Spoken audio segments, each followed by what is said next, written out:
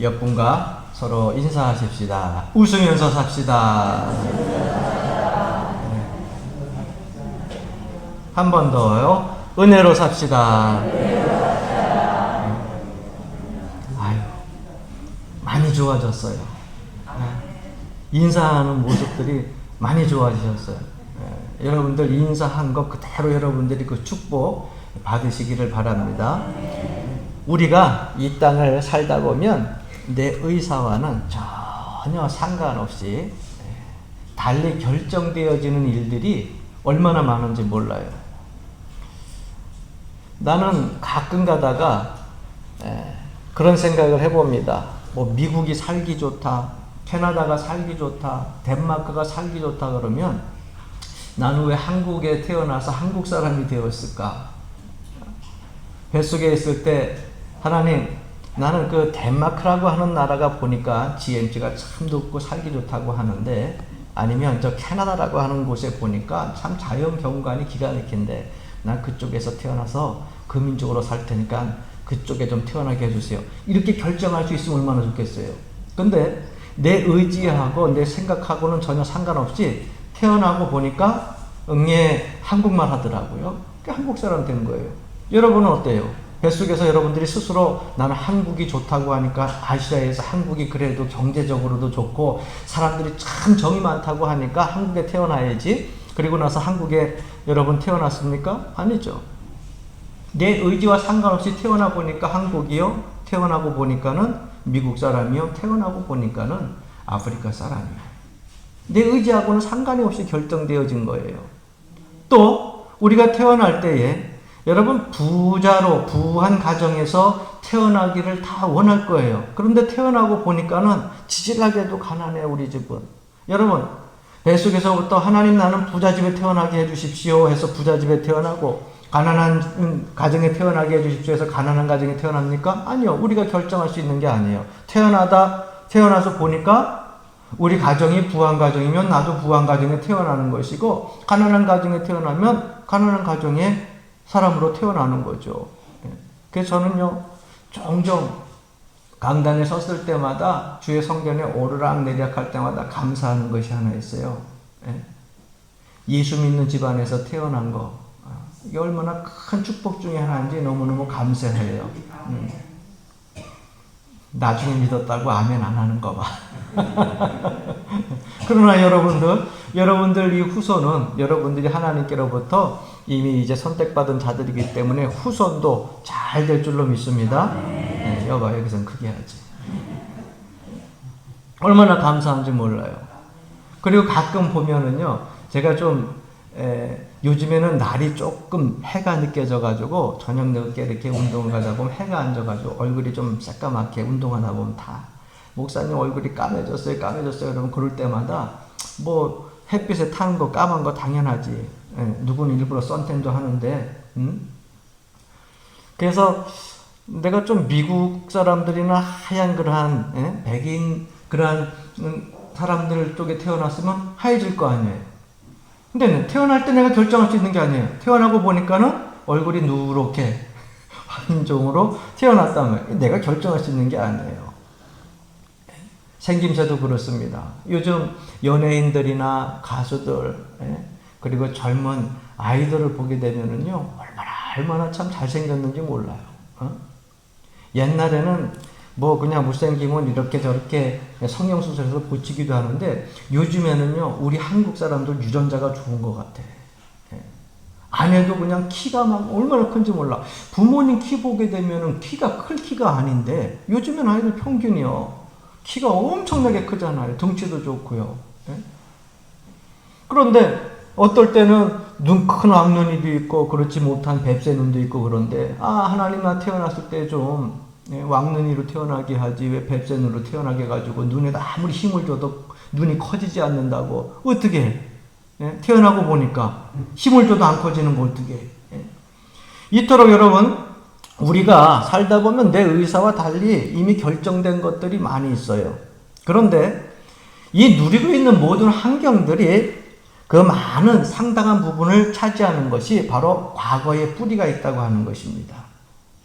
나아가는 관계가 없어요. 이미 주어진 거예요. 내가 한국인이라고 하는 거, 누구는 황인종이라고 하는 거, 그리고 내 삶의 형편에 지금 아무개의 그런 가문에서 태어난 거 다 이미 주어진 거예요. 그런데 여러분 인생이 그렇다는 거예요. 인생이. 그걸 가지고서 나는 왜 여기에 태어났냐, 저기에 태어났냐, 환경이 이러냐, 생김새가 이러냐, 이거 갖고 계속해서 탓해봐야 아무런 이득이 없어요. 성경은요, 인생 자체가 그렇다 이렇게 얘기하고 있어요. 그러니까 여러분 빨리 받아들이는 게 이제 이후로 어떻게 살 것인지 그거를 빨리 여러분들이 마음에 결정하는 것이 여러분들 삶들 속에 불행과 행복을 좌우할 수 있어요. 할렐루야. 그래서 오늘 12절 말씀에 보니까 그러므로 한 사람으로 말미암아 죄가 세상에 들어오고 죄로 말미암아 사망이 왔나니 이와 같이 모든 사람이 죄를 지었으므로 사망이 모든 사람에게 이르렀느니라 이렇게 말씀하고 있거든요. 이게 무슨 말씀이에요? 우리가 흔히 예수 믿는 사람들이 다른 믿지 아니하는 사람들에게 얘기할 때도 마찬가지고 흔히 하는 이 원죄에 대한 말씀이에요. 우리 인류의 시조가 누굽니까? 당군이에요? 성경에 나온 기록으로 보면 인류의 시조는 누구예요? 아담이에요. 그런데 아담이 하나님께서 하나님의 형상을 따라 만들어가지고서 에덴 동산에서 잘 살라고 축복을 해주셨는데 다스리고 생육하고 번성하라고 그렇게 해주셨는데 하나님 말씀에 불순종해가지고서 뭐가 들어왔어요? 죄가 들어왔어요. 그런데 성경에서는 이야기하기를 아담이 범죄했는데 아담이 불순종했는데 그 죄로 말미암아 인류의 죄악이 들어왔다 이렇게 말씀하고 있어요. 여러분 생각해 보세요. 내가 알지도 못하는 사람이에요.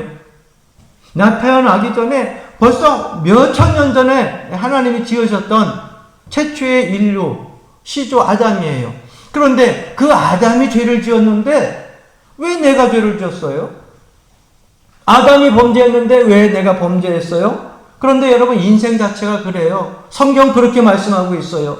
내가 국적 내 맘대로 선택하지 못한 것처럼 내 얼굴 색깔 그 다음에 삶의 형편 내 얼굴의 모양 잘생긴 거 못생긴 거 내가 선택하지 못한 것처럼 여러분 합리적으로 아무리 설명하려고 해도 설명이 될 수가 없어요. 태어나고 보니까 나는 죄인이야. 내가 뭔 짓을 했는데 죄인이에요? 왜? 아담이 범죄했기 때문에 인류는 타락했기 때문에 태어날 때부터 죄인이에요. 그래서 석학자나 지성인들은 이야기합니다. 이 원죄에 대한 얘기를 하면은 받아들이지를 않으려고 해요. 그 무식한 사람들이나 기독교인들이 하는 얘기지 아니 아담이 죄 지은 것이 왜 인류의 죄악이야? 왜 내가 죄를 지은 것이야? 받아들이려고 하질 않아요. 그래서 그들이 지성적으로 석학적으로 연구를 하면서 40대는 눈에 보이는 것을 가지고서 글을 쓰고요. 그러다가 한 50대 넘어서 60대 정도 되게 되면은 보이지 않는 것들이 많잖아요. 예? 그때는 보이지 않는 것들에 대해서 글을 막 쓰는데 한 70쯤 돼가지고 이제 하나님 앞에 가까이 갈 그러한 시기가 오게 되면 보이는 것에 대해서도 보이지 않는 것에 대해서도 지성적으로 아주 그렇게 자기의 모든 일들을 잘 글로 써놨는데 70세에 가서는요 인간의 한계를 느낀다는 거예요. 아 사람에게 보이는 거 보이지 않는 거 인간이 다 글로 쓰지만은 그 외의 것이 더 있구나. 사람이 표현하지 못하고 이해되지 못할 것들이 있구나. 그게 뭐냐고로 하나님의 말씀이라는 거죠.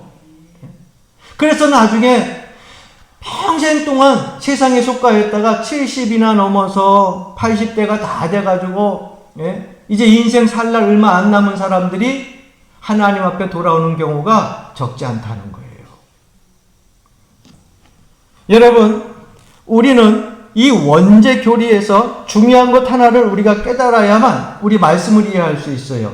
이 원죄 교리는요 대표성의 원리를 가지고 있어요.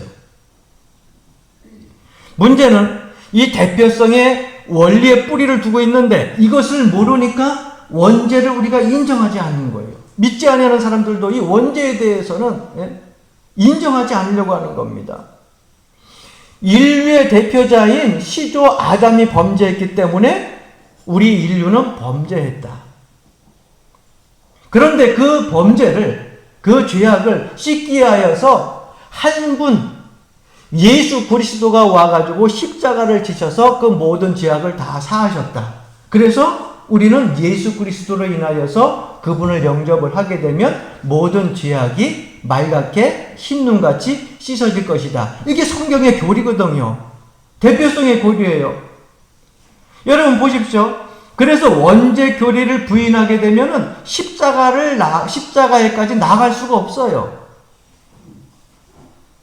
원죄에 대한 교리를 부인하게 되면은요, 예수님 십자가에 구속하신 그 사랑을 우리가 깨닫지도 못하고 거기까지 나갈 수도 없어요.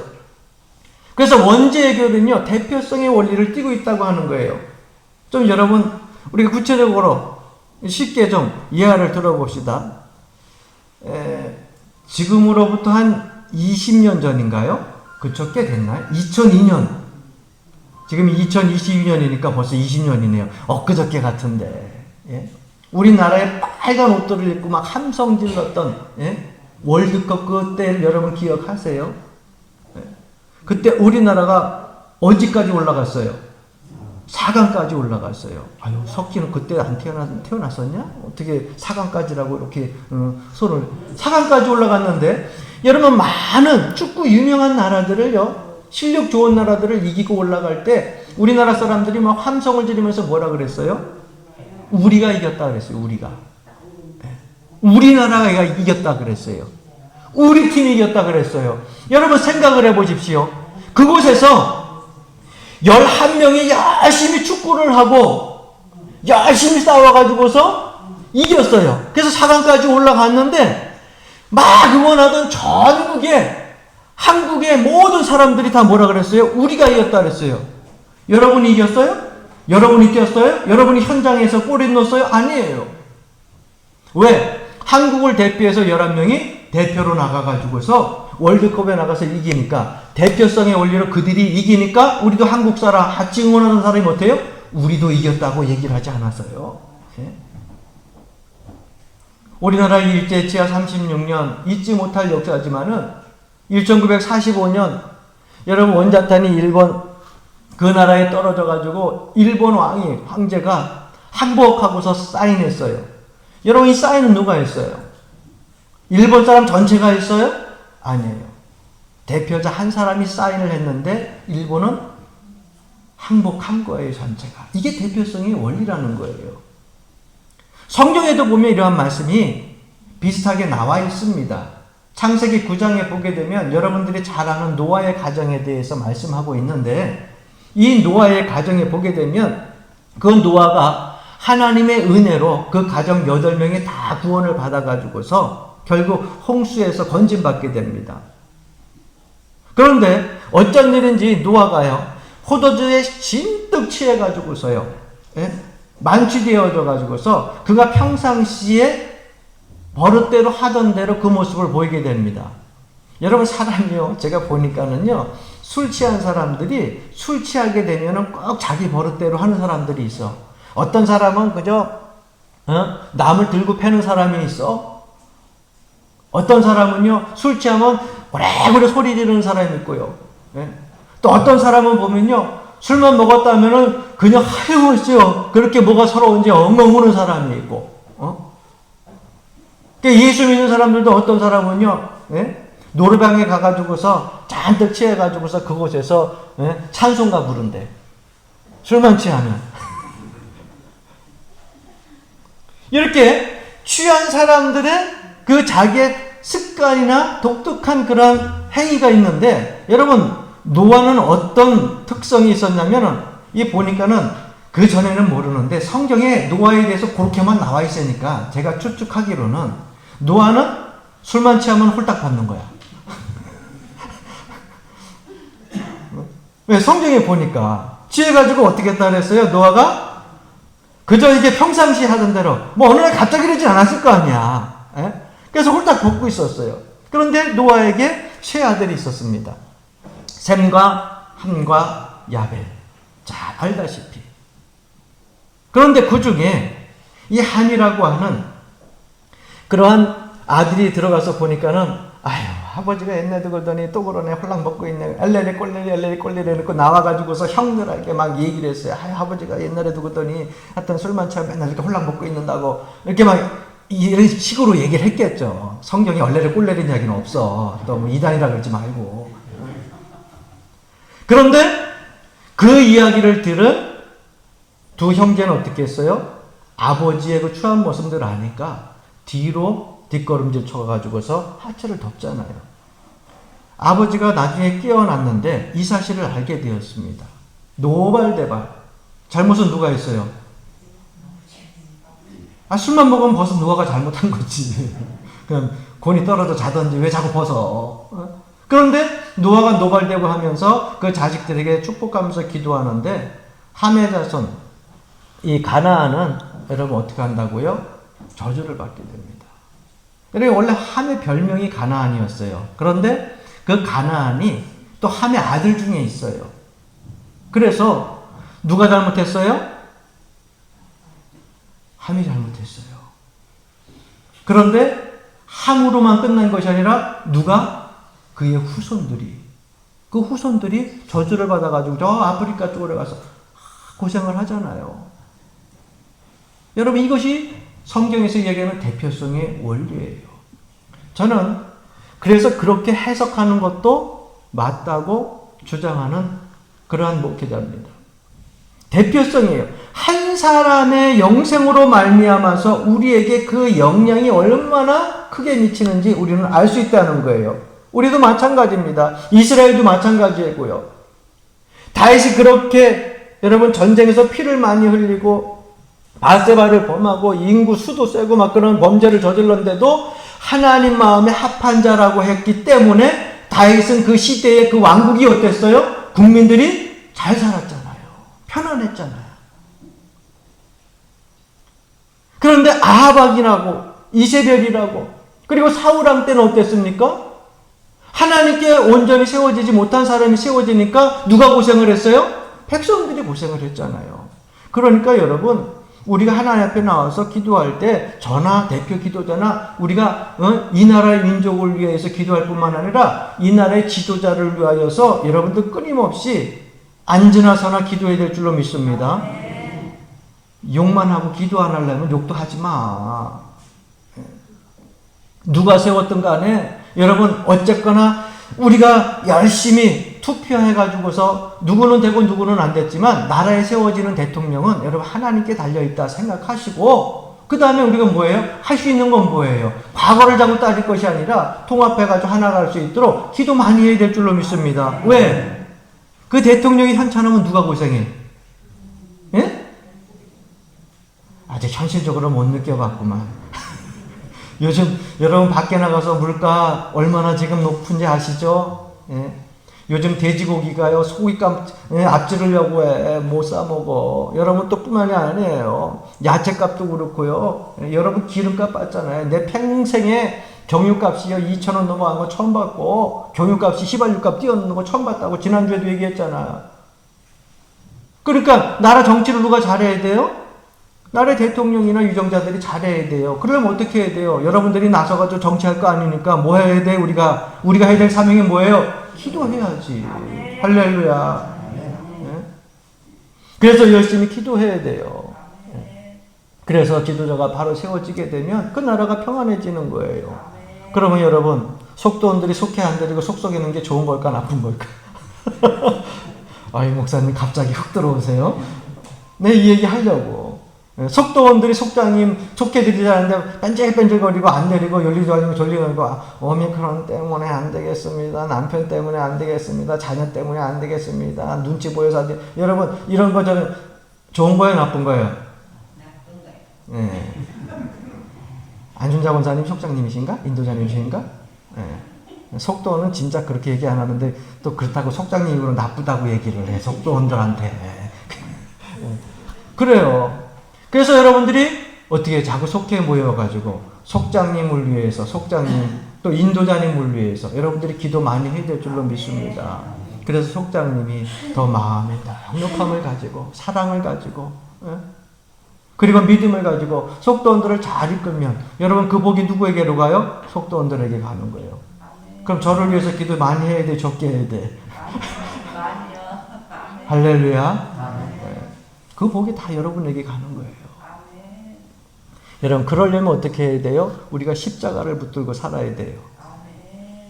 오늘 15절 말씀해 보니까 그러나 이 은사는 그 범죄와 같지 아니하니 곧 한 사람의 범죄를 인하여 많은 사람이 죽었은즉 더욱 하나님의 은혜와 또한 한 사람 예수 그리스도의 은혜로 말미암은 선물은 많은 사람에게 넘쳤느니라 말씀하고 있어요. 여기 15절에서 말씀하는 은사가 뭡니까? 바로 예수 그리스도의 십자가, 그것을 의미하고 있어요. 18절에 보게 되면 그런즉 한 범죄로 많은 사람이 정죄에 이른 것 같이 한 의로운 행위로 말미암아 많은 사람이 의롭다 하심을 받아 생명에 이르렀느니라 말씀하고 있어요. 한 범죄가 뭐예요? 아담의 범죄를 이야기하는 거예요. 그것 때문에 정죄에 이르렀다는 거예요. 모든 인류가 죄인이 되었다는 것입니다. 그런데 여기에 한 의로운 행위라고 했는데 이 의로운 행위가 뭐예요? 바로 예수 그리스도의 십자가 사건이에요. 한 사람으로 말미암아 이 땅에 있는 모든 인류에게 죄악이 들어왔는데 한 사람 예수 그리스도의 그 의로운 행동, 십자가의 구속 사건으로 인하여 가지고서 우리가 어떻게 됐다고요? 사망에서 생명의 자리로 옮겨졌다. 이 말씀을 하고 있는 거예요. 읽을 땐 몰랐는데 듣고 나면 알게 되잖아요. 그래서 우리가 사망에서 생명의 길로 움직였으니까 뭐 붙들어야 살아요? 십자가 붙들어야 사는 거예요. 할렐루야. 요한복음 3장 36절 말씀해 보니까 아들을 믿는 자에게는 영생이 있고 아들에게 순종하지 아니하는 자는 영생을 보지 못하고 도리어 하나님의 진노가 그 위에 머물러 있느니라. 오직 예수 그리스도를 믿을 때에 뭐가 있다고요? 영생이 있다고 말씀하고 있어요. 그렇지 않게 되면 하나님의 진노가 그 위에 머물러 있다 이렇게 말씀하고 있어요. 여러분, 노아 방주의 예를 들어볼까요? 노아가 방주를 지었습니다. 노아 방주를 지었는데 그 시대의 방주가, 여러분, 배가 노아가 지은 배밖에 없었을까? 여러분, 우리가 알지 못하는, 여러분, 우리가 이 한국에 있으면 커다란 배가 있으면 한국에만 배가 있을까? 생각을 해보세요. 미국에도 있고 일본에도 있고 중국에도 있고 어디 나가도 배가 있는데 노아의 방주가 성경에 나오니까 노아의 방주만 있었겠느냐 말이에요. 여러분, 비가 계속 내려요. 사람들이 위험을 느꼈을 때 배를 만들었을까 안 만들었을까? 우리가 좀 상상의 나래를 펴보자는 거예요. 여러분, 노아 방주만 바라보고 있었을까요? 아니죠. 수많은 사람들이 아마 배를 만들었을 수도 있을 거예요. 홍수가 나니까는 집에서 뚝딱뚝딱 뭐 10인용도 만들고 아니면은 뭐 20인용도 만들었을 거라고요. 그런데 다른 배는 다 소용없어요. 왜? 하나님이 선택하신 배가 아니야. 그래서 여러분, 다른 배는 타면 어떻게 돼요? 홀랑 뒤집혀가지고 다 수장돼. 어디에 타야 돼요? 노아가 만든 그 방주에 타야 돼요. 그럼 방주를 노아가 만들어놨어. 그러면 우리가 해야 될 일은 뭐예요? 노아 방주에 타야지. 만들어놨는데 안 타면 뭔 소용이 있어요? 타야죠. 방주 안에 들어가야죠. 그런데 여러분, 우리가 예수 그리스도를 믿고 노아의 방주 안에 들어왔어요. 믿음의 백성이 되었어요. 구원받은 백성이 되었어요. 여기서 끝인가요? 믿음의 백성은 그 다음에 어떻게 해야 돼요? 막 비가 오고 홍수가 나고 좀 있으면 세상이 멸망할 것이고, 의로 예수님이 오시게 되면 이 땅이 멸망할 텐데 이 땅의 많은 사람들은 예수 그리스도를 믿지 아니하게 되면 다 사망의 권세에 눌려가지고 그들이 지옥불로 떨어질 텐데, 예수 믿는 사람, 생명의 자리에 있는 우리들이 먼저 그 은혜를 체험했으니까 어떻게 해야 돼요? 우리의 사명은 뭐예요? 전해야죠. 떠들어야죠. 예수 믿어야 구원받습니다. 예수 믿어야 천국 갑니다. 사망의 권세에서 생명의 자리로 옮겨집니다. 여러분, 비가 많이 내려서 이 세상이 다 잠길 거예요. 노아 방주 타야 됩니다. 이렇게 외쳤던 그 노아가, 그게 말한 것이 바로 전도예요. 그래서 우리가 해야 될 사명은 뭐예요? 이 시대에 나가서 복음을 전해야 되는 거예요. 할렐루야. 십자가 붙들고 살았으니까, 생명의 자리로 옮겨졌으니까 나가서 여러분들이 복음을 전해야 돼요. 할렐루야. 복음을 전하는데 그냥 전하는 것이 아니라 여러분 삶의 변화를 통해서 전해야 되고요. 온유한 입술의 언어를 통해서 전해야 될 줄로 믿습니다. 예. 그게 성도의 삶이에요. 그래서 우리는 모든 삶의 부분에서 십자가를 붙들어야만 살 수 있다고 하는 것을 잊지 마시기를 바랍니다. 이 대표성의 원리를 우리가 또 잘 알아야만 여러분 계약이 뭔지를 알아요. 언약이라고 하는 것이 뭔지를 압니다. 우리나라 한국 사람들은요, 복음의 진수를 잘 이해하지 못하는 이유가 어디 있냐면 이 계약 개념이 없어요. 여러분들 예수 그리스도를 영접했으면은 나는 딱 계약을 한 거야. 누구랑 계약을 한 거냐면 하나님 백성으로 살겠습니다. 하나님은 하나님의 백성으로 나를 인치셔서 나를 보호하시고 인도하시고 복주시겠다고 계약을 한 거예요. 그러면은 여러분 그 계약을 지켜야 돼요, 말아야 돼요? 잘 지켜야죠. 그런데 우리 한국 사람들이 이런 계약 개념에 되게 약해요. 그래서 우리 교회 지을 때도 보니까는요, 뭐 장로님이니 또 뭐 교회 학교 뭐 권사님이니 집사님이니 교회 새로 이렇게 지을 때에 그 사람들은 뭐 장로님이니까는 뭐 그냥 믿어도 된다고. 그런데 여러분 계약 개념이 그렇지 않더라고요. 계약을 해놓고 거기에 대해서 계약 개념이 없어. 손해보니까는 그 손해보는 것에 대해서요, 계약도 필요 없어. 끝까지 물고 늘어지면서 그냥 돈 줄 때까지 안 하는 거야. 이 계약 개념이 없는 거예요. 왜? 계약대로 해야 되는데. 계약대로 하면 아무 이상이 없는데. 예? 그래서 여러분 이 언약이라고 하는 것이 얼마나 중요한지 몰라요. 왜? 대표성의 원리가 있잖아요. 그래서 여러분들의 의견도 물어봤지만은 대표자로서 얼마나 여러분 지난 2년 6개월 동안 그들과 계속해서 교회에서 손해보지 아니하고 여러분 더 또 헌신하고 어려움 당하지 않으려고 애썼는지 몰라요. 오죽했을 때 머리 가운데 정수리 부분이 다 빠졌다니까. 그래서 내가 여기만 보이는 거야. 이쪽은 안 보이고. 여러분 이 계약 개념을 우리가 잘 알아야 됩니다. 예수님께서 십자가에서 승리하셨기 때문에 우리가 십자가 붙들고 예수님 곁에 서는 거예요. 어떤 계약이 있었느냐? 여러분 예수 그리스도의 십자가 그 구속하신 사랑을 우리가 믿고 영접하게 되면 구원을 얻는다라고 하는 계약이 있기 때문에 우리가 십자가 바라보면서 사는 거예요. 이것이 십자가 복음이에요. 그러니까 구원이라고 하는 것은 뭐냐? 예수 그리스도를 영접하는 것이요, 십자가를 바라보는 것이요, 십자가를 통해서 내가 죄사함 받았다고 하는 것을 믿는 것이에요. 그래서 십자가에서를 바라보면서 우리가 그 안에서 받는 능력이 가져다 주는 것이 얼마나 큰지 모릅니다. 왜 이 십자가가 우리에게 큰 능력이 되느냐? 오늘 본 말씀을 보니까는요, 우리는 아담의 죄를 지음으로 말미암아 이미 뭐에 대해서요? 죄의 종이 되어진 거예요. 사망의 권세가 우리를 짓누르고 있어요. 오늘 14절 말씀에 보니까는요, 그러나 아담으로부터 모세까지 아담의 범죄와 같은 죄를 짓지 아니한 자들까지도, 여러분 우리가 아담이 아니고 우리가 모세가 아니에요. 그런데 그와 같은 범죄를 짓지 아니한 자들까지도, 그러니까 모든 인류를 다 포함하는 거예요. 사망이 왕노릇하였나니. 여러분 이것이 언약이고 대표성의 원리입니다.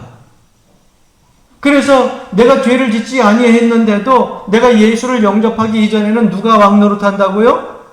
사망이 왕노릇하는 거예요. 왜? 계약 때문에.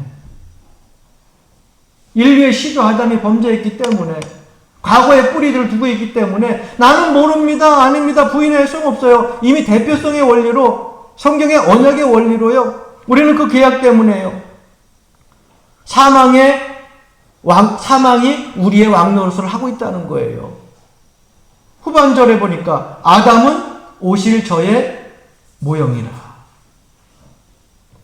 그래서 21절에도 보면 죄가 사망 안에서 왕노릇한 것 같이 오늘날 이 땅에 많은 사람들이 뭘 당하고 있느냐? 사망의 지배를 받고 있다는 거예요. 누구에게? 마귀에게.